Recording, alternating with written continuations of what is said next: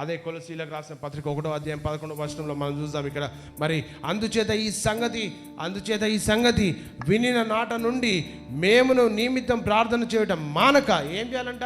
కొద్ది రోజులు కాదు ప్రార్థన చేసి, ప్రార్థన చేయడము మరచిపోవద్దు. కొద్ది రోజులు ప్రార్థన చేసి విసిగిపోతారు, కొద్ది రోజులు ప్రార్థన చేసి ఆపేస్తారు, కొద్ది రోజులు ప్రార్థన చేసి మొత్తం దేవుని సన్నిధికి రావడం మేము మర్చిపోతారు. ఇక్కడ వాక్యం చెప్తాం, అందుచేత ఈ సంగతి వినిన నాటి నుండి మేమును మీ నిమిత్తం ప్రార్థన చేయడం మానక మీరు సంపూర్ణ జ్ఞానంను ఆత్మ సంబంధమైన వివేకం గల వారును ఆయన చిత్తంను పూర్ణంగా గ్రహించిన వారై ప్రతి సత్కార్యంలో సఫలమగుచు. ఏందంట?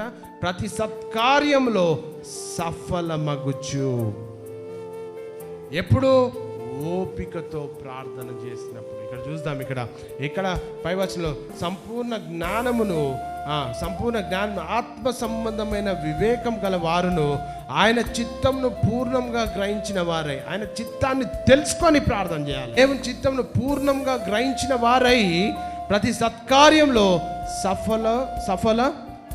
సఫలులగుచు దేవుని విషయమైన జ్ఞానమందు అభివృద్ధి పొందాలి. దేవుడిచ్చే జ్ఞానంలో అభివృద్ధి పొందుతూ ప్రార్థన చేయాలి. అభివృద్ధి పొందుచు అన్ని విషయంలో ఏం చేయాలంట? ప్రభువును సంతోషపెట్టాలి. నీ జీవితం ద్వారా దేవుడు సంతోషపడుతుండా నువ్వు ప్రార్థన చేసే ప్రార్థనకు జవాబు ఇవ్వడానికి. అన్ని విషయంలో, కొన్ని విషయాలు కాదు, అన్ని విషయాలలో నీ ప్రార్థన ద్వారా, నీ జీవితం ద్వారా, మన జీవితం ద్వారా దేవుడు సంతృప్తి చెందుతుండా. అప్పుడు దేవుడు నాకేం చేసిండు అనడానికి అర్హత లేదు మనకు. సత్కార్యంలో సఫలులగుచు దేవుని విషయమై జ్ఞానమందు అభివృద్ధి పొందాలి. దేవుని జ్ఞానమందు అభివృద్ధి పొందుచు అన్ని విషయాలలో ప్రభువును సంతోష పెడుతున్నావా నువ్వు?